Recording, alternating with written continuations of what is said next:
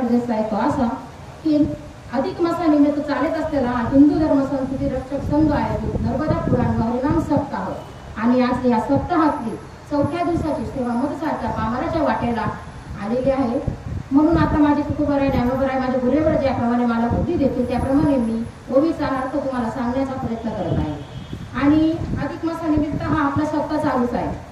आणि अधिक मासाला म्हटलं तर त्याप्रमाणे 4 प्रकारची नावं आपण अधिक मासाला देऊ शकतो. या अधिक मासाला आपण अधिक मासही म्हणतो, पुरुषोत्तम मासही म्हणतो, त्याला मलमास असंही म्हणतात. पुरुषोत्तम मास हे भगवंताने त्यांना नाव दिलेलं आहे आणि आपल्या सगळ्यांच्या भाषेत धोंडाचा महिना आपण म्हणतो. याप्रमाणे 4 प्रकारचे नावं या मासाला आपल्याला मिळलेले आहे. आणि या अधिक मासामध्ये दानाला खूप महत्व आहे, म्हणून दान केलेलं पाहिजे. आणि जे दान केलेले आहे कोणाला सांगू नये. दानाला खूप अधिक मासामध्ये महत्व आहे. त्याचप्रमाणे आपल्याला हरिभक्त परायण महंत पंडित गुरुजी गुरुवर्य यांच्या मुखातून आपल्याला नर्मदा पुराण हे सुद्धा ऐकायला मिळत आहे. आणि अभ्यास करून सांगणं ही गोष्ट वेगळी, पण त्यांनी स्वतः परिक्रमा केलेली, पायी परिक्रमा केलेली, अनुभव आले अंगा ते जगात येत असते. त्याप्रमाणे त्यांच्याकडून आपल्याला अनुभवही करणारे आणि त्यांच्या मुखातून आपल्याला नर्मदा पुराण हे आपल्याला ऐकायला मिळत आहे. पत्रम पुष्पम फलम तोय यो मे भक्त्या प्रयच्यति. या श्लोकाचा अर्थ सांगायचं झालं तर भगवंत हा आपल्या भक्ताशी संवाद करतात आणि भक्तांना ते सांगत आहे की याच्यामध्ये जे पत्र पुष्प फळ तो हे जे दिलेले आहे, तुम्ही जे मला भावनेने जे काही व्हाल ते मी आदराने सेवन करतो, आदराने मी सेवन करत असतो. म्हणून भगवंतांनी एवढंच सांगितलेलं आहे की तुम्ही मला जे काही व्हाल त्या मागं तुम्हाला तुमचा काय पाहिजे, भाव पाहिजे. भाव असला तरच देव पावणार आहे. आपल्याला भाव नसला तर काहीच अर्थ नाही. मग आपण कितीही बेलपत्र वाहिले, किती फूल फळ कितीही वाहिलं तरी त्याचा काहीच अर्थ उरत नाही, कारण की देवाला पाहिजे असतो भाव. हे सगळं जग देवानेच निर्माण केलेलं आहे. चराचर जे नटलेले सगळे भगवंताचंच आहे. फक्त आपल्याकडून त्याला काय पाहिजे, भाव. मग आपण तो दिला पाहिजे ना देवाला. म्हणून देव या श्लोकामध्ये आपल्याला सांगतात की मला फक्त मी भावाचा भुकेला आहे, देव भावाचा भुकेला आहे. म्हणून या श्लोकामध्ये जे दिलेलं आहे सगळं ते मला फक्त तुम्ही भावनेने अर्पण केलं. आपण जरी एका हाताने दिलं तरी तो दोघा हात पसरतो आणि दोघा हाताने ते घेत असतो. म्हणून आपण एका हाताने दिलं तर दोघा हाताने घेतो आणि आदराने ते सेवन करतो. आणि जे काही दिलं फळ वगैरे ते दिल्यानंतर त्याचा आता वेगवेगळ्या प्रकारचे फुलं बी असतात. त्याच्या फुलाचा उच्चार केलेला आहे, वेगवेगळ्या प्रकारची फुलं आहे. आता मोगऱ्याचा फुलाचा सुगंध किती भारी, आपण तोडलं तर आपण पहिले वास घेऊ, डोक्याला नाही लावणार. पण भगवंत आपण जर भावनेने त्याला वाहिलं ना तो वास देखील घेत नाही, तसंच तो सेवन करतो. एवढं त्याला ते भावनेने वाहिलेलं कुठलंही फळ असतो, फूल असतो, पान असतो, ते त्याला आवडतं. तो आदराने ते सेवन करत असतो. असा या श्लोकाचा सरळ अर्थ आहे. पत्रम पुष्पम फलम तोय यो मे भक्त्या प्रयच्यति. आता कसं भगवत गीतेत 700 श्लोक आलेले, त्याच्यातून 574 श्लोक हे भगवंताच्या मुखातले आणि 84 श्लोक अर्जुनाच्या मुखातले, धृतराष्ट्राच्या मुखातले 42 आणि संजयाच्या मुखातले 1, असं पूर्ण 700 श्लोक आहेत. त्या 700 श्लोक जसं आपलं भगवद्गीता हे अलंकार आहे, सोन्याचा गोळा आहे. भगवद्गीतेला आपण सोन्याचा गोळा म्हणू शकतो. त्याप्रमाणे ही आपली ज्ञानेश्वरी ही आपले अलंकार आहे. म्हणून या ज्ञानेश्वरी ग्रंथातील अध्याय क्रमांक 9 आणि ओवी क्रमांक 26 मी आज सेवेकरिता निवडलेले आहे. पत्राच्या बाबतीत पहिला आपला ओवीचा पहिला सुरुवात काय आहे, पत्र. पत्राच्या बाबतीत पाहायचं झालं तर आपण द्रौपदीचं पांडवांचं उदाहरण घेऊ शकतो. ज्या वेळेला त्यांना 13 वर्षाचा वनवास झाला, ते वनवासात गेले पांडव. त्यावेळेला ते त्याच्या कुठल्या अरण्यात ते राहू लागले, त्या कुटीमध्ये ते राहू लागले. त्यावेळेला द्रौपदी मात्र असं विसवा घेत बसलेल्या राहायच्या बाहेर. त्यावेळेला त्यांनी बघितलं येणारा जाणारे वाट सुरू चालत आहे, साधू संत येत आहे. जे पायदळ वारीला म्हणा, जे साधू संत ऋषी वगैरे जातात त्यांनी बघितलं आणि त्यांच्या मनात असं वाटलं की आता जर का हे रोज उन्हाचे एवढे जात आहे तर यांची काहीतरी खायला पिण्याची सोय झाली पाहिजे. याप्रमाणे त्यांच्या मनात आलं आणि त्यांनी सूर्यदेवाचं तप केलं. आणि सूर्यदेवाचं तप केल्यानंतर त्यांनी सूर्यदेव त्यांना प्रसन्न झाले आणि सूर्यदेव म्हटले, माता तुम्हाला काय वरदान पाहिजे. त्यावेळेला त्यांनी म्हटलं की माझ्या दारातून जे ऋषी मुनी संत जे जातात त्यांची खाण्याची सोय झाली पाहिजे, याप्रमाणे तुम्ही मला काहीतरी वरदान द्या. त्याप्रमाणे त्यांनी त्यांना एक पात्र दिलं आणि त्या पात्राचा महिमा असा होता की तो सकाळी सूर्यास्तापासून जेव्हा ते सूर्यास्त ज्या वेळेला व्हायचं त्यावेळेलापासून त्याच्यातून अन्न जे असं बंधून निघायचं, संध्याकाळी सूर्यास्त होत तर त्याच्यातलं अन्न संपत नव्हतं. असा त्या पात्राचा महिमा होता. आता ही वार्ता त्यांना ते वरदान दिल्यानंतर द्रौपदी माता घरी आल्या आणि हे वरदान दिल्यानंतर मग आता आपलं जर काही चांगलं होत असतं दुश्मनाला आपलं सहन होत नाही. त्याप्रमाणे दुर्योधनाच्या कानावर ही वार्ता गेली आणि दुर्योधनाच्या कानावर ही वार्ता जाताच आणि मग त्यांना काही ते सहन झालं नाही. त्यांना असं वाटलं आता यांचं सत्वहरण करण्यासाठी आपण काहीतरी उपाय केला पाहिजे. उपाय तरी काय करावा. मग त्यांनी दुर्वास ऋषींना बोलवलं आणि दुर्वास ऋषींना आमंत्रण पाठवलं की तुम्ही चातुर्मासाला आमच्याकडं या. दुर्वास ऋषी आले. बरं, ते दुर्वास ऋषी होते, त्यांना 60,000 खंडी जेवायला लागायचं. 10,000 शिष्य ते बरोबर घेऊन आलेले. असे ते आले, चातुर्मासाला त्यांच्याकडे थांबले आणि चातुर्मास संपला आणि मग ते दुर्योधनाला म्हटले की चला आम्ही आता येतो, आता आम्हाला जायची वेळ झालेली. त्यावेळेला दुर्योधन म्हटले की तुम्ही आता निघाले, तुम्ही आमच्याकडे राहिले, पण आता आमच्या भावंडाकडे ते पांडवांकडे तुम्ही जा, त्यांना राग येईल, ते म्हणतील आमच्याकडे आले नाही तुम्ही, त्यांच्याकडे तुम्ही जा. आणि बरं ते म्हटले ठीक आहे म्हटले, आम्हाला जिथलं आमंत्रण असतो आम्ही तिथं जात असतो, आम्ही जातो म्हटले. आणि ते निघाले. पण त्यावेळेला दुर्योधनाने त्यांना सांगितलं की तुम्ही जात असाल ना, तुम्ही जा, पण तुम्ही त्या संध्याकाळच्या वेळेला तिथं जा, कारण की दिवसा ते घरी नसतात, दिवसा ते वनात गेलेले असतात, दिवसा ते घरी नसतात, तुम्ही रात्रीच्या वेळेला जा. मग त्यांनी त्यांना पाठवलं आणि ते रात्रीच्या वेळेला गेले. द्रौपदी माता झोपलेले, पांडव झोपलेले, सगळे झोपलेले, रात्रीची वेळ. आणि दुर्वास ऋषी तिथं आले आणि दुर्वास ऋषींनी दरवाजा वाजवला, भिक्षाम देई, भिक्षाम देई. द्रौपदी माता उठले आणि त्यांनी दरवाजा उघडला आणि ते म्हटले मुनिवर्य तुम्ही आले आहात या आतमध्ये. त्यांना ते बसवलं आणि त्यांना म्हटले तुमची मी काय सेवा करू शकते, मला तुम्ही सांगा. त्याप्रमाणे दुर्वास ऋषी म्हटले मला भूक लागली, मला जेवण करायचंय. मग त्यावेळेला द्रौपदी माताला प्रश्नच पडला, कारण की सूर्यदेवाने जे पात्र दिलेले होते ते दिवसभर वसंडायचं, तर रात्री त्यांच्याकडे अन्नाचा पण नाही राहायचा नाही. पांडवही उठले, त्यांनी द्रौपदींनी पांडवांनी एकमेकांकडे पाहिलं, त्यांना प्रश्नच पडला की आता यांची भूक, यांना जेवण पाहिजे, आता अन्न आणावं तरी कुठून. पण त्यावेळेला त्यांनी सांगितलं की तुम्ही दुर्वास ऋषींना द्रौपदी माताने सांगितलं तुम्ही आंघोळीला जा, तुमचे शिष्य घेऊन जा, तुम्ही स्नान करून या, तोपर्यंत मी जेवणाचा बंदोबस्त करून ठेवते, मी नियोजन करून ठेवते. याप्रमाणे त्यांना सांगितलं. आणि मग त्यावेळेला जेव्हा दुर्वास ऋषी आंघोळीला गेले त्यावेळेला त्यांनी द्रौपदी मातेंनी मग देव आठवले आणि मग देवांना त्यांनी दावा केला, देवांचा दावा केला आणि देवांना त्यांनी बोलवलं. कृष्णा धाव बालव करी, कृष्णा धाव बालव करी, संकट पडले वारी, कृष्णा धाव बालव करी, संकट पडले वारी. याप्रमाणे त्यांनी देवाचा दावा केला. आता आपल्याला काही कुठल्या कारणात आपण अडकलो तर आपल्याला भगवंत शिवाय आपल्याला कोणीच सोडू शकत नाही. आपल्याला असं वाटतं की हा आपण त्याला बोलवतो पण हा येत नाही, पण तो येतो. कोट्याला दिसते पाहता उडी घाली अवचिता, तो येत असतो पण तो आपल्याला दिसत नाही. एखादा आपल्याला मदतीला आला आपण काय म्हणतो, बरं झालो तुम्ही आले, देवासारखे आले. ते देवासारखे ते देवच येतात, पण आपल्याला लक्षात येत नाही का ते देवच आपल्या मदतीला आलेले आहे असं. म्हणून देव हा येत असतो. आणि देवाला आपण भावनेने जर बोलवलं, आपण वरच्यावर बोलवतो, ते म्हण नाही का, मनी नाही भाव, मनी नाही भाव म्हणे देवा मला पाव, देव आशाने भेटायचा नाही रे, देव बाजारचा भाजीपाला नाही, तो सुद्धा फुकट भेटत नाही. आता भाजीपाला 100 रुपये घेऊन जा तुम्ही, पिशवी भरत नाही. तो तर भगवंत आहे, त्याला फक्त भाव पाहिजे, तेवढं पण भाव आपण भगवंताला आदराने आपण दिलाच पाहिजे. मनोभावाने बोलवलं की तो आल्याशिवाय राहत नाही. त्याप्रमाणे द्रौपदीने दावा केला, भगवंताला तुला उशीर लागला. त्यावेळेला द्रौपदीला असं वाटलं भगवंताला उशीर काय लागत आहे. परत द्रौपदीने दावा केला, कोठे गुंतलासी द्वारकेचा राणा, कोठे गुंतलासी द्वारकेचा राणा, वेळ का सकयाला वियेला, वेळ का सकयाला वियेला. हे असं म्हणतात. त्या क्षणी भगवंत तिथं प्रसन्न, भगवान तिथं अवतरले, भगवान तिथं आले आणि मग म्हणू लागले, द्रौपदी मन तुझं म्हणणं काय, तुझं म्हणणं मला सांग. त्यावेळेला द्रौपदी माता म्हणू लागल्या, भगवंत तू अंतरेची घेतो गोडी, तुला सगळंच माहिती, तरी तू माझी मस्करी करतोय. भगवंत मस्करी करायची ही वेळ नाहीये, माझ्याकडे दुर्वास ऋषी आलेले, त्यांचे 10,000 तिथे सोबत घेऊन आलेले, मला त्यांना जेवू घालायचे, त्यांना जेवण करायचे, माझ्या घरात अन्नाचा कण नाही. तुला माहिती सूर्यदेवाने मला जे पात्र दिले ते दिवसभर भरतं आणि रात्रीच्या वेळेला ते त्याच्यात अन्न राहत नाही. दिवसभर ते ओसंड, पण रात्रीच्या वेळेला त्याच्यात अन्न राहत नाही. मग आता मी करावं तरी काय. तेव्हा तुला सगळं माहिती तरी तू माझी मस्करी करतोय. भगवंत माझा हा प्रश्न पटकन सोडव बरं. त्यावेळेला भगवंत म्हणाले, द्रौपदी तुझा प्रश्न मी सोडाल, पण आधी मला भूक लागलेली, मला जेवायला वाट. त्यावेळेस द्रौपदी म्हटलं, भगवंत तुम्ही माझी मस्करी करताय, माझ्याकडे अन्नाचा करणे, मी तुम्हाला जेवायला देऊन तरी कुठं. मग भगवंत म्हटले, आणि भगवंताचा स्वभाव लावून तो देतो, देसो तेव्हा घेसी, तेव्हा घेशी तेव्हा घेसी, असा तो उदार त्याचा स्वभावच आहे. दिल्याशिवाय तो काही घेत नाही. सुदामाची पण त्यांनी कोरडे पोहे खाल्ले, त्याला सोन्याची नगरी त्यांना भेटली, असं भगवंताचा स्वभाव आहे. त्यावेळेला त्यांनी सांगितलं, बघ तिथं त्या कोपऱ्यात जाऊन बघ, तिथे एखाद्या पात्राला काहीतरी चिपकलेलं असेल.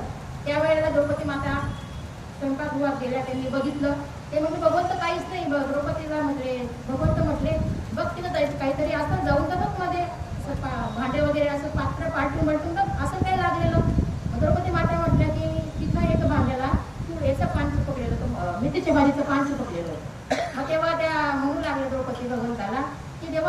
काहीच नाही, एक फक्त पान चिपकलेले. भगवंत म्हटले बघू बघू आणि इकडं, आणि जेव्हा द्रौपदी माताने ते पान त्यांच्या हातात दिलं आणि त्यावेळेला ते एक पान चिपकलेलं पान ते भगवंताने सेवन केलं आणि तृप्ततेचा ढेकर त्यांनी दिला आणि मग म्हटले आता चल तुझं काय काम आहे मला सांग. मग त्यांनी अन्नाचं सगळं पुढचा कथा भाग सगळं त्यांनी मग अन्न त्यांना आणून दिलं. सगळे दुर्वास ऋषी जेवढे त्यांचे 10,000 विद्यार्थी जेवढे ते तृप्त झाले जेवण आणि मग ते गेले. असं मला सांगायचं एवढंच आहे, आपण देवाला पत्र जरी वाहिलं ना, पत्र जरी वाहिलं तरी तो आपल्याला प्रसन्न होतो. पण ते कसं वाहिलं पाहिजे? भावनेने. आपल्या मनात भाव असला तर तो प्रसन्न होईल, नाही तर किती आपण पत्र वाहिले. आता आपण बेलाचे पत्र घेतो, तुळशी पत्र आणि बेलाचं पत्र यांचं जास्ती महत्व आहे. 2 पत्र. तर बेलाचे पत्र घेतो आपण, 101 बेलाचे पत्र घेतो ना, 101 बेलाचे पत्र वाटायला आपण. पण ते जरी भाव नसला तर ते 101 काय तुम्ही 201 पाहिले तरी त्याला काहीच अर्थ नाही. भगवंताचं असं म्हणणं आहे, भगवंत आपल्या भक्ताला सांगता तुम्ही मला जे पत्र वाहतात ना, तुम्ही ते तुमच्याकडं समजा अकाल पडला, पडू नये, पडला अकाल पडला, तुम्ही मला वाढलेलं जरी पत्र, वाढलेलं पान जरी कुठल्याही झाडाचं असतो, तुळशीचं बेलपत्राचंच पाहिजे असं नाही, तुम्ही कुठल्याही झाडाचं वाढलेलं पान जरी मला वाहिलं तरी मी प्रसन्न होतो. मग त्याच्या पाठीमागं काय पाहिजे? भाव. देव काय? देव फक्त भावाचा भुकेला आहे, त्याला फक्त भाव लागतो. म्हणून भगवंताचं एवढं म्हटलंय, तुम्ही मला कोरडं जरी पान वाहिलं, एक पत्र जरी वाहिलं तरी मी प्रसन्न होत असतो. आता पत्राच्याच बाबतीत पाहायचं झालं तर आपण दुसरं उदाहरण भगवंताचंच बघू शकतो. भगवंतांनी ज्या वेळेला नारद मुनी भगवंताच्या 16,108 बायका, त्याच्यातला 8 मुख्य आहेत. आणि जेव्हा नारद मुनी सत्यभामादेवी नारद मुनीकडे गेल्या आणि त्यावेळेला त्यांना विचारलं की मला जन्मजन्मी हेच पती मिळावं, त्यासाठी मी करू तरी काय? भगवंतच मला भेटावं, मी त्याच्यासाठी मला काहीतरी उपाय सांग. त्यावेळेला भगवंत नारदांनी त्यांना सांगितलं की तुला जर असं पाहिजे असेल तर तुला दान करावं लागेल. म्हणजे ठीक आहे, आपल्याकडे काय कमी? द्वारकेची आपली सोन्याची द्वारका आहे, काय कमी तरी काय आपल्याकडं? पण तेव्हा नारदजी म्हटले की तुला दान करावं लागेल, पण तुला जी अतिप्रिय गोष्ट आहे तीच तुला दान करावं लागेल. मग सत्यभामादेवींनी भगवंताला नारदजींना दान केलं. आणि जेव्हा त्यांना दान केलं त्यावेळेला मग नारदजी तर भगवंताकडे गेले आणि म्हणू लागले, भगवंत आता सत्यभामादेवींनी तुम्हाला मला दान केलेलं आहे, आता तुम्हाला इथं राहता येणार नाही, तुम्हाला माझ्यासोबत यावं लागेल. त्यावेळेला ते भगवंताला घेऊन गेले आणि मग ही वार्ता द्वारका नगरीत पसरली आणि इतर ज्या 8 त्यांच्या पत्न्या होत्या सगळ्यांना ही बातमी कळली. सगळे सत्यभामादेवीकडे आले आणि ते त्यांना भांडू लागले. ते म्हणू लागले, तुझं काय ग, तुला कळत नाही का? तुझा एकटीचा देव आहे का? आमचा देव नाही का? तू कसं काय त्यांना दान केलं? देवाला कोणी दान करतोय, तुला कळत नाही का? असं त्या सगळ्या त्यांना भांडू लागल्या आणि भांडल्यानंतर मग त्यांना पश्चाताप झाला आणि मग त्यांना असं वाटलं की आता आपल्याने चूक झालेली, पण आता भगवंताला परत कसं घ्यायचं? त्यावेळेला ते परत नारद मुनींकडे आल्या आणि म्हणू लागले की आता मला भगवंत मला परत पाहिजे, मला सगळ्याच राण्या भांडू राहिल्या, बोलू राहिल्या, तर मला आता भगवंत परत पाहिजे, याच्यासाठी काय करावं? तेव्हा नारदजी म्हणू लागले, हे बघा सत्यभामादेवी, एक तर दान करू नये आणि दिलेलं दान परत मागू नये. मग त्या सत्यभामादेवी म्हटले, पण मला आता भगवंत परत पाहिजे, याचा काही दुसरा उपाय असेल, मला ते तुम्ही सुचवा, मला तुम्ही ते सांगा. त्यावेळेला ते म्हणू लागले, ठीक आहे, उपाय आहे. मग आता तुम्हाला भगवंताची तुला करावं लागेल, भगवंताला तुला करावं लागेल आणि एका पाठात भगवंताला तुम्ही सोन्याने तोडावं लागेल. सत्यभामादेवीला असं वाटलं, आपली द्वारका सोन्याची, आपल्याकडे काय कमी? आपल्यासारखं 1 ग्रॅम 2 ग्रॅम नव्हते, काहीकडे असतं एखादी तोड्याची, पण त्यांच्याकडे द्वारका होती सोन्याची. त्या म्हटल्या आपल्याकडे काय कमी? ठीक आहे म्हणे. लगेच त्या राजी झाल्या, लगेच परत आणला एका पाड्या देवाला बसवलं आणि एका पाड्यात सोनं टाकलं. सगळ्या राण्या होत्या, सगळ्यांनी आणलं, सोनं टाकलं.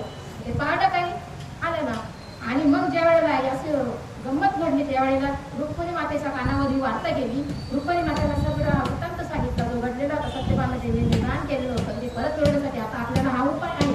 त्यावेळेला त्यांना कळलं, रुक्मिणी देवी आले आणि आल्यानंतर त्यांनी बघितलं एवढं सोनं ठेवलेलं, एका साईडला भगवंत बसले तरी हे पारडं काही खाली जात नाही, मग करावं तरी काय? पण त्या रुक्मिणी माझ्या होत्या, त्यांनी काय केलं, एक तुळशीचं पत्र आणलं आणि ते पत्र त्यांनी त्याच्यात ठेवतात, त्या पहाडात ठेवतात क्षणी ते पहाड खाली गेला आणि भगवंताचं पहाडावरती आलं. मला सांगायचं एवढं, एक पत्र जरी त्याला भावनेने वाहिलं ना तरी तो प्रसन्न होतो. आपला पहिला श्लोकाचा पहिलं पत्रम फलम तोय पत्र, म्हणून पत्र जरी आपण त्याला भावनेने वाहिलं तर तो प्रसन्न होतो. पण आपल्या टायमाला काय पाहिजे? भाव पाहिजे. आता पत्रम पुष्प म्हणजे फुल. आता फुलाच्या बाबतीत पाहायचं झालं तर आपल्याला गजेंद्राचा दृष्टांत सगळ्यांनाच ठाऊक असेल. गजेंद्र म्हणजे हात.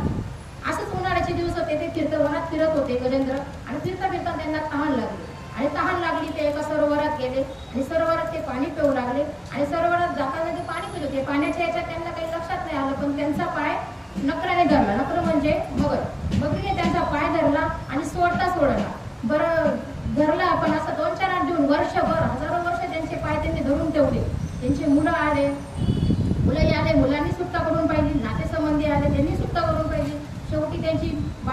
तेही म्हटली माझे एवढे बलवान मुलं होते, यांच्याने काय झालं नाही, माझ्याने काय होणार आहे. त्याही निघून गेले. त्यावेळेला गजेंद्राला पश्चाताप झाला आणि ते म्हणू लागले की मी इतक्या दिवसापासून सगळं यांच्यासाठी एवढं केलं, पण माझी सुट्टा काही कोणी करू शकलं नाही. म्हणून त्यांना मनातल्या मनात त्यांना असं वाटलं, करू नये तो केला व्यापार, असं त्यांच्या मनात वाटलं. पुढचं काही सांगत नाही, करू नये तो केला व्यापार असं मनात आलं. आणि त्यांना मग लक्षात आलं, आता भगवंताशिवाय आपल्याला कोणीच सोडू शकत नाही. त्यावेळेला त्या सरोवरातलं त्यांनी फूल तोडलं आणि कमळाचं फुल सोनेने तोडलं आणि तेच फुल त्यांनी आकाशाच्या मार्गाने फेकलं आणि पांडुरंग येई व पांडुरंग याप्रमाणे त्यांनी देवाचा दावा केला. आणि मग ते फुल देवाकडे फेकलं आणि देवांना ते प्रार्थना करू लागले. आता विश्वात्मकी देवाचा धावा करू लागले. आणि धावा केल्यानंतर मग त्या क्षणी देव भगवंत जेवायला बसलेले होते. भगवंत जेवायला बसलेले होते आणि मग त्या क्षणी ते फुल तिथं पडतात. भगवंत उठले.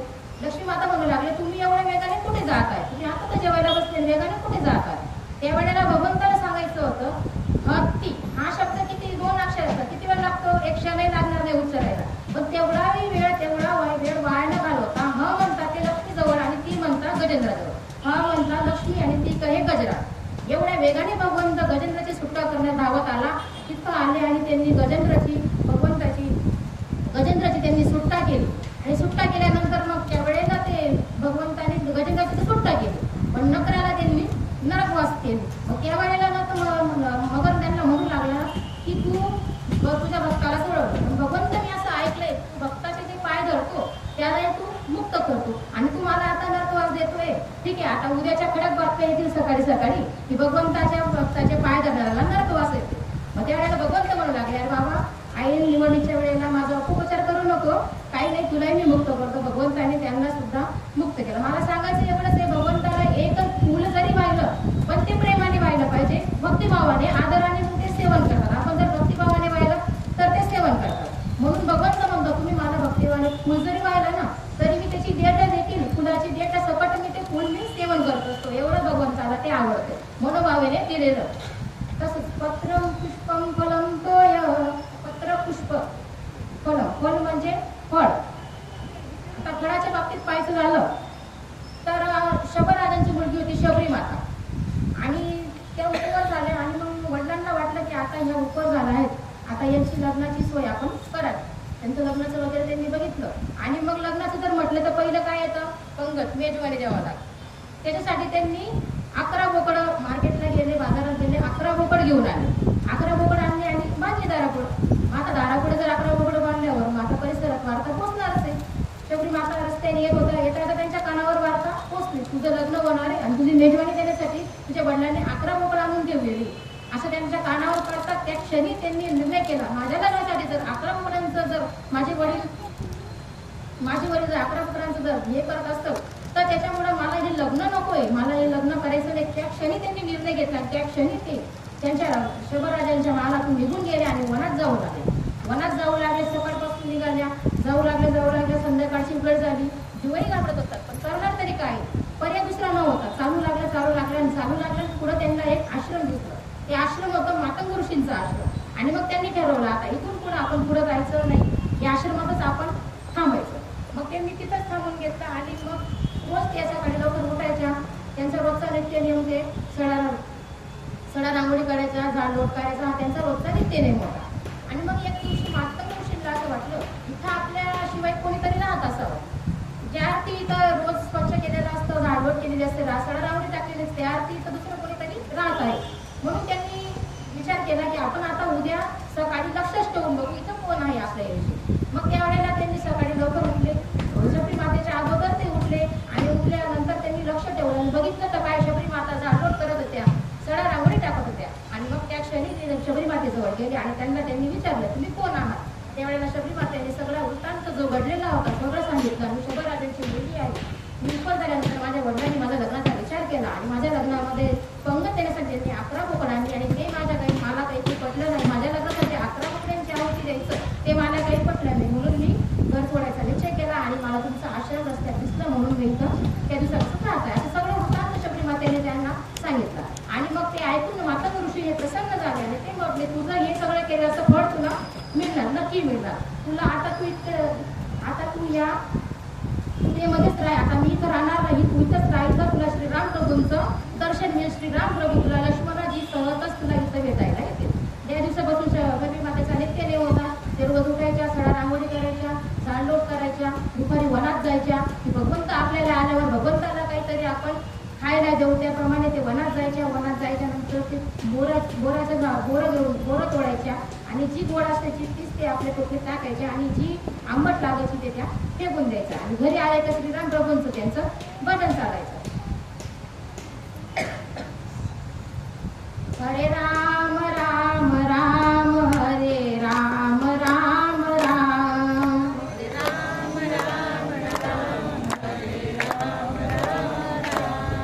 हरे राम राम राम हरे राम राम राम.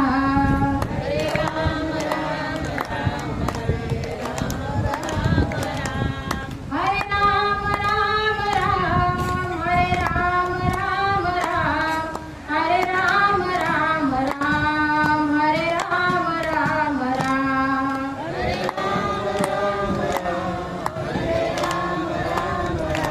राम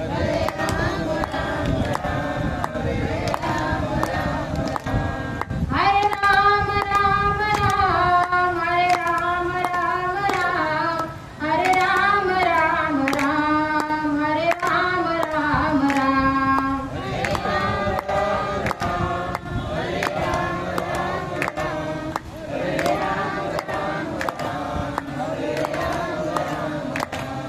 हरे राम राम राम हरे राम राम राम.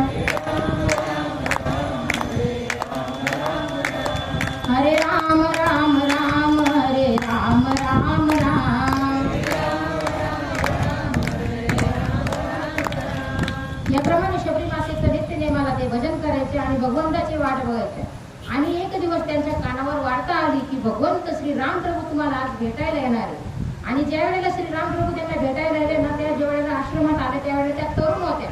आणि श्रीराम प्रभू ज्या वेळेला भेटायला आले त्यावेळेला त्या वृद्ध झालेल्या होत्या, म्हणजे म्हातारी झालेल्या होत्या. त्यावेळेला श्रीराम प्रभू त्यांना भेटायला आले. आणि भेटायला आल्यानंतर मग त्यांना आनंद झाला ना, त्या आनंद झाला आज माझे राम मला भेटा. आज मेरे राम जी का आवन होगा, शबरी की कुटिया का पावन होगा.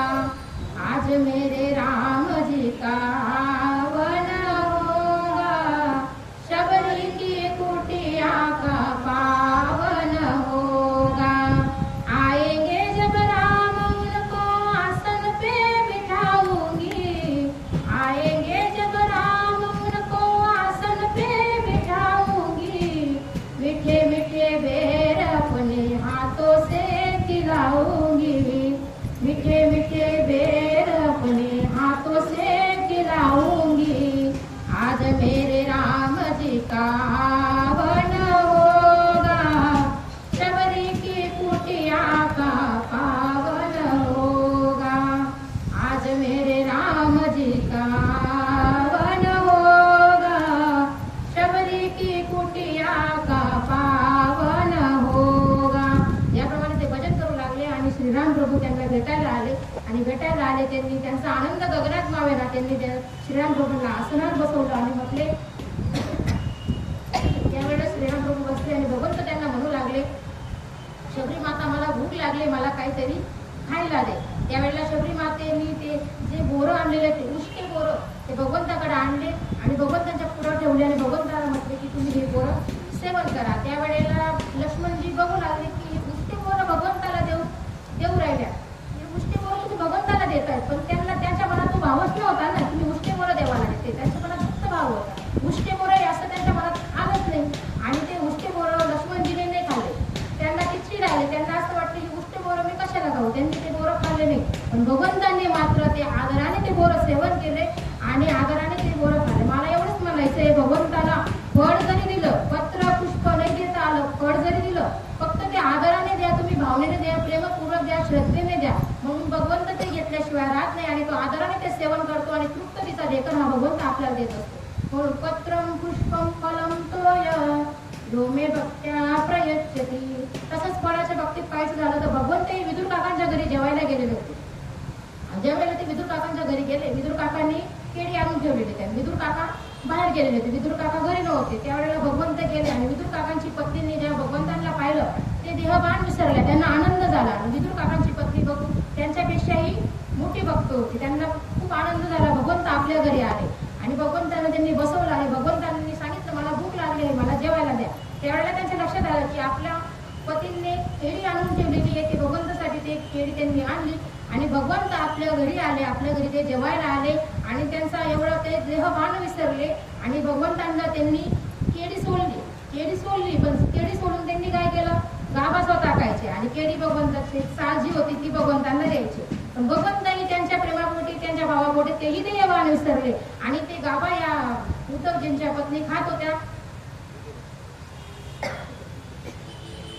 आणि त्या केळीची जी साल होती ते भगवंतांना देत होते. पण भगवंतांनाही भान नाही, ते गाभा त्या खायच्या आणि ते केळीची साल त्यांना द्यायच्या.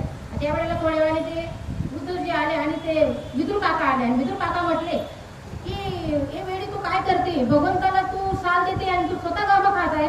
त्यावेळेला भगवंतांना मग त्यांना ते भानावर आले आणि भानावर आल्यानंतर त्या लाजल्या आणि मागच्या घरात निघून गेल्या. त्यावेळेला भगवंतांना विदुर काका म्हणू लागले, भगवंत तिला नाही तर तुला नाही कळत करे, तुला सांगता नाही आलं का तिला की तू मला साल देऊ राहिली आणि तू केळीचा गाभा स्वतः खाते आणि साल मला देते. पण भगवंत म्हटले की तिच्या प्रेमापोटी, तिच्या भावापोटी मीही विसरलो माझं देहभान आणि मला ती साल जरी देत होती तरी ती मला गोड लागत होती आणि मी ती आदराने खात होतो. आणि नंतर मग विदुर काका बसले आणि बसल्यानंतर त्यांनी 2-3 केळी भगवंतांना सोडून दिल्या. केळी दिली बघ मात्र विदुर काकांनी भगवंतांना केळी दिली, साल खालीच ठेवली. 1 केळी खाल्ली, 2 केळी खाल्ली, 3री केळी खाल्ली. पण भगवंत म्हणे विदुर काका एक सांगू का, म्हणजे काय, तुमच्या पत्नीने जी मला साल जरी दिली होती ना त्याच्यामध्ये त्यांचा प्रेम होता, आदर होता, भाव होता. ती साल देखील मला या केळीपेक्षा गोड लागत होती. म्हणून मला सांगायचं एवढंच आहे, फळ जरी आपण भगवंताला आदराने दिलं सेवन तरी तो आदराने सेवन करतो, भक्तिभावाने दिलं तर तो सेवन करत असतो. आणि अशा शास्त्रामध्ये आपल्याला भावेचं वर्म सुद्धा सांगितलेलं आहे. भावेनं देव, भाव्याशिवाय देव हा आकलला जात नाही. भावेनं देव कलया नरंद, कलेशिवाय राजा आकलला जात नाही. भावेनं देव कलया नरंद, कपटेला शत्रू कपट धनेला कांता. जर पैसा नसला तर आपली बाई देखील आपल्याला बायको सुद्धा विचारत नाही, पैसा असला तरच विचारते. आणि कपटेला शत्रू, कपट असलं तरच शत्रूला जिंकता येतं, नाही तर जिंकता येत नाही, असं शास्त्रात हे वर्म सांगितलेले. आणि भावाशिवाय देव आकडला जात नाही. आपल्या हरिपाठात एक प्रमाण दिलेलं आहे, भावेन देव लक्षणाने संदेह गुरुगुरु अनुभव केसा करे, भावेन भक्ती भक्तीविन मुक्ती, बळीन शक्ती बोलू नये. म्हणून भाव देवाला फक्त भाव लागतो, तो फक्त भावाचा भुकेला आहे. देव भूलना भावासी, देव भूलना भावासी, सांडोनिया वैकुंठासी, सांडोनिया वैकुंठासी, देव भूलना भावासी, देव भूलना भावासी. म्हणून देव हा फक्त भावाचा भुकेला आहे. म्हणून त्याला तुम्ही भावनेने पत्र पुष्प फळ जरी वाहिलं तरी तो फक्त भावनेने वाहिलं तर भावनेने वाहिलं तरच तुम्ही सेवन करतो. नाही तर आपण असे आजारी फळ वाहिलं किती तरी त्याला ते अर्पण होत नाही. पण आपण भावनेने जर वाहिलं तर ते मात्र त्याला अर्पण होतं. पत्रम पुष्पम फलम तोय यो मे भक्त्या प्रयतिती. तर पत्र पुष्प फल आता राहिला तोय म्हणजे पाणी. आता पाणी, आता भगवंताचं असं म्हणणं पडलं की आता पत्र झालं, फूल झालं, फळ झालं. आता हे झाले पैसे देऊन. पत्र ठीक आहे, पत्र आपण झाडाचं तोडू, तर फूल आणि हे पैसे देऊन आपण आणतो. पण पाणी तर बिना पैशांचं भेटतं आणि त्याचा काही आकार जरी पडला तरी पाण्याच थोडी आकार पडणार आहे, ते फुकट भेटतं आणि कुठेही सहज उपलब्ध राहतं. म्हणून ते भगवंताला असं म्हणले, तुम्ही मला पाणी जरी वाहिलं, पत्र पुष्प फळ हे ठिकाणी वाटतं, तुम्ही मला पाणी जरी वाहिलं तरी मी प्रसन्न होतो, तरी मी ते आदराने भावनेने मी ते सेवन करतो. आता याचं पत्र तोयाच्या बाबतीत पाहायचं झालं तर एक रंगतीदेव नावाचा कोळ्यांचा मुलगा होता आणि त्याचा नित्यनेम होता. त्याचा नित्यनेम असा होता, त्याच्याकडे काही पात्र नव्हतं, परिस्थिती बिकट असल्यामुळे त्याच्याकडे कुठल्याच प्रकारचं पात्र नव्हतं. आणि मग त्याचा नित्यनेम होता भगवंताच्या पिंडीवर पाणी अर्पण केल्याशिवाय ते जेवण करायचे. पण मग ते त्यांच्याकडे पात्र नसल्यामुळे ते कशात पाणी घेऊन जायचे, तोंडामध्ये गुळणी घ्यायचे आणि ते पाणी ते भगवंताच्या पिंडावर जायचे हे व्हायचे आणि तरच ते जेवण करायचे. असा त्यांचा रोजचा नित्य नव्हता. आणि रोज ते जायचे, ते पाणी व्हायचं असं नित्य त्यांचा चालत होता. आणि एक वेळा श्रावण महिना आला, श्रावण महिना आला आणि श्रावण महिना आल्यानंतर मग तिथले परिसरातला एक राजा होता आणि त्या राजाने मोठी महापूजा ठेवली आणि मोठी महापूजा ठेवली. आणि मग त्यावेळेला 4-5 असे ब्राह्मण आले, मोठे मोठे ब्राह्मण आले, राजा आले, राजाही आला, राजाचे ते सगळे सेवेकरी ते सगळे होते, सगळे आले आणि पूजा चालली होती. मग त्यांनी बंदोबस्त केला होता, आतमध्ये जायला कोणाला एंट्री नव्हती. ज्यावेळेला आपण पंढरपूरला जातो त्यावेळेला असं मोठे कोणी आले अधिकारी वगैरे तिथं पूजा चालू असते तर आपल्याला ती थांबावं लागतं. त्याप्रमाणे तिथेही बंदोबस्त होता आणि सगळे. मग याचाही नित्य होता, कोड्याच्या मुलाचा याचाही नित्य होता. तो नित्यनेमाप्रमाणे आला, तोंडात गुंडी घेऊन आला. नित्यनेम होता काय, पाणी अर्पण केल्याशिवाय जेवण करायचं नाही, असा नित्यनेम होता. आणि मग तो तिथं आला आणि आल्यानंतर मग त्याने बघितलं की इथं बंदोबस्त सुरू आहे, बंदोबस्त इथं चाललेला आहे. तर आता त्यांना आल्यानंतर पुढच्या मुलग्याला सेवेकरीने थांबवलं की तू इथं थांब, आता आतमध्ये पूजा चालू. त्याने बिंदास थांबून घेतलं. आपल्याला त्याचा नित्यम होता, पाणी अर्पण केल्याशिवाय तर घरी जायचं नाही. तो थांबून घेतलं, पूजा वगैरे चालू होती. आणि थोड्या वेळानंतर असं वातावरण चेंज झालं आणि पूर्ण असं एवढं पावसाचं ढगाळ वातावरण झालं आणि थोड्या वेळाने मंदिर देखील हलू लागलं. आणि ज्या वेळेला हे असं पूर्ण वातावरण झालं, वारा सुटला, मोठ्या जोराचा वारा सुटला, त्यावेळेला सेवेकरी पडून गेले, राजा देखील पडून गेले आणि ब्राह्मणही पडून गेले. त्यावेळेला या कोड्याच्या मुलाला आनंद झाला. त्याला असं वाटलं की आता हे सगळे गेले, माझा भगवंताला मला भेटता येईल, माझा नित्यनियम मला पुरा करता येईल. आणि मग त्यावेळेला तो आतमध्ये गेला आणि मंदिर पूर्ण हळद होतं, वरचं जे कळस होता तो खाली पडायची वेळ आली होती. तरी या कोड्याच्या मुलग्याने जी पिंड होती त्या पिंडीला त्याने असं घट्ट पकडून ठेवलं. आणि ज्यावेळेला राजाची पूजा झाली होती त्यावेळेला पार्वती माता आणि शंकर भगवान वरतून पाहत होते. पार्वती माता म्हणत होते की तुमचा किती मोठा भक्त आहे, तुम्हाला किती त्यांनी अर्पण करावे, किती मोठी पूजा करत आहे, असं पार्वती माता शंकर भगवानला सांगू लागले. आणि शंकर भगवानला सांगितल्यावर शंकर भगवान म्हटले की हा माझा खरा भक्त नाही पार्वती, माझा खरा भक्त दुसरा आहे, थोड्या वेळेने तो तुला करणारच आहे. त्यावेळेला पार्वती माता म्हणू लागला की त्यांच्याकडे वैभव आहे, त्याप्रमाणे त्यांनी तुम्हाला एवढं सगळं आणलेलं आहे, त्यांची त्याच्यात काय चूक. त्यावेळेला भगवंत म्हणू लागले त्यांनी आणले, त्याच्यात काही चूक नाही, पण त्यांची जी पूजा चालली, जी महापूजा ते करत आहेत त्यांच्यामध्ये त्यांचा अहंभाव आहे, त्यांचा अहंकार आहे, त्याच्यामध्ये त्यांचा भाव नाही. आणि जिथं भाव आहे तिथंच मला तो पूजा मी स्वीकारतो. तू थोड्या वेळाने बघ, तुझ्या लक्षात येईल माझा खरा भक्त कोण आहे. त्यावेळेला जे हा वृत्तांत घडत होता त्यावेळेला वरतून ते मंदिर खाली पडायची वेळ आली त्याने आणि ह्या कोड्याच्या मुलाने ते पिंड अशी घेऊन अशी घट्ट पकडली आणि त्याचा जो नित्यनेम होता ते पूर्ण केला. आणि तो भगवंताला म्हणू लागला, भगवंत तुम्हीच नसता तर मला नित्यनेमाचं काम आहे, मी नित्यनेम करू तरी कुठं. त्यावेळेला मग भगवंतांनी पार्वती मातांना विचारलं, आता सांग पार्वती माझा खरा भक्त कोण आहे. त्यावेळेला पार्वती माता म्हणते की तुमचा खरा भक्त हे तुम्ही जे खाली बसलेले आहेत हाच तुमचा खरा भक्त आहे. म्हणून मला सांगायचं एवढंच आहे, त्यांनी जरी उष्ट पाणी शबरी मातेने उष्ट बोरं दिले, कोड्यांच्या मुलाने उष्ट पाणी दिले. म्हणून तुम्ही म्हणाल ताई तुम्ही सांगितलं उष्ट बोरे दिले, उष्ट पाणी दिले, मग आम्ही कसं करा, आपण नका सोबत का तसं. ते शबरी माता होते, ते कोड्यांचा मुलगा, त्यांचा अधिकार वेगळा होता, आपला अधिकार तेवढा नाही. म्हणून आपण उष्ट बोरे द्यायचं गमत करू नका बरं का तुम्ही. म्हणून मला सांगायचं उष्ट पाणी जरी वाहिलं, त्या कोड्याच्या मुलाने उष्ट पाणी वाहिलं पण ते भावनेने वाहिलं त्यांना, त्याच्यामुळे ते प्रसन्न झाले. म्हणून मग भावनेने आपण देवाला काही दिलं, देव हा फक्त भावाकडे झुकत असतो.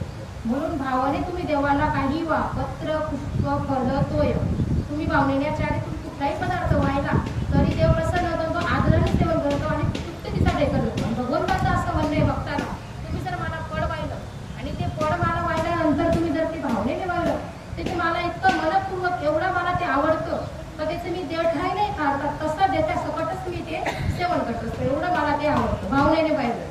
तसंच भावाच्या बाबतीत पाहिजे झालं तर श्रीराम प्रभूंचं ज्या वेळेला लग्नाचा प्रसंग चालू होता, विवाह सोहळा चालू होता, त्यावेळेला श्रीराम प्रभूंचा विवाह सोहळा चालू असताना श्रीराम प्रभू आपले होते 6 फुटाचे आणि आपले सीतामाता होती 4 फुटाची. त्यावेळेला जेव्हा माळा टाकायची वेळ आली त्यावेळेला भगवान श्रीराम प्रभूंना सांगितलं की भगवंत तुम्ही थोडे झुका. भगवंत म्हटले सगळीकडे झुकावं माणसाने, पण सासरवाडीला झुकले, भगवंत काही झुकले नाही. आणि भगवंताचा हा भाव लक्ष्मणजीने जाणला आणि लक्ष्मणजीने हा भाव जाणला आणि लक्ष्मणजी त्याच्या चरणावर नतमस्तक झाले. आणि लक्ष्मणजी जेव्हा त्यांच्या चरणावर नतमस्तक झाले त्यावेळेला भगवंत त्यांना घेण्यासाठी खाली वाकले आणि मग म्हटले सीतामातेला आता तुम्ही या होतो. त्यावेळेला सीतामातेने हारा घातला. मला सांगायचं देव कसं वाटत झुकला हो, कोणापुढे झुकला, भावापुढं. भावने बरं का, भाव आतला अंतरीची घेतो गोडी, बाह्य जोडी भावाची, तो अंतरातला भावापुढे झुकला आणि मग मला एवढंच सांगायचंय, देव भावापुढे झुकत असतो. मग देवाला तुम्ही भावनेने काहीही अर्पण केलं तरी तो प्रसन्न होत असतो. म्हणून त्याला फक्त भाव लागतो. भावेशिवाय देवाला कुठलीही गोष्ट आवडत नाही. आणि मी आधीच म्हणून गेले, सगळं जगचे नटलेले सगळं भगवंताच आहे. आपल्याला फक्त भगवंताला भाव द्यायचा आहे. म्हणून तो भाव आपण अर्पण केला पाहिजे भगवंताला आणि भावनेने कुठलीही गोष्ट त्याला वाढलं पाहिजे. एक शेवटचा दृष्टांत सांगतो तुम्हाला. एक पारधी होता आणि पारधीच्या घरी एक ऋषी आले आणि आले आणि त्यांनी म्हटले की आल्यानंतर आता त्यांना आनंद झाला की आपल्या घरी आता पारध्याचं काम काय, शिकार करायचं. आणि ते आल्यानंतर त्यांना आनंद झाला की आपल्याकडं हे ऋषी आलेले आहेत, तर आता यांची काहीतरी सेवा झाली पाहिजे. म्हणून त्यांनी विचारलं की आता तुम्ही सांगा की तुम्हाला जेवायला कुठल्या पक्षी आणू, कुठला काय करू, असं त्यांना विचारलं होतं सगळं. मग त्यावेळेला त्या ऋषी जे आले त्यांनी वर्णन केलं, मला चतुर्भुज असा पक्षी पाहिजे, पितांबर नेसलेला, मुकुटधारी, असं त्यांनी वर्णन केलं. असा पक्षी तुम्ही घेऊन या. आणि मग त्यावेळेला हा पारधी जंगलात निघाला आणि जंगलात निघाला आणि दिवसभर पूर्ण दिवस गेला शोधत, इकडं पक्षी दिसत तिकडे पक्षी दिसत, पण पक्षी काही त्याला पारध्याला भेटलाच नाही. तो पूर्ण थकला आणि मग थकल्यानंतर त्याला आता असं झालं की आता आपल्या घरी ऋषी आलेले आहेत, त्यांना आपल्याला ते जेवायला द्यायचं होतं, पण आता पक्षीच आपल्याला भेटत नाही, तर आपण करावं तरी काय.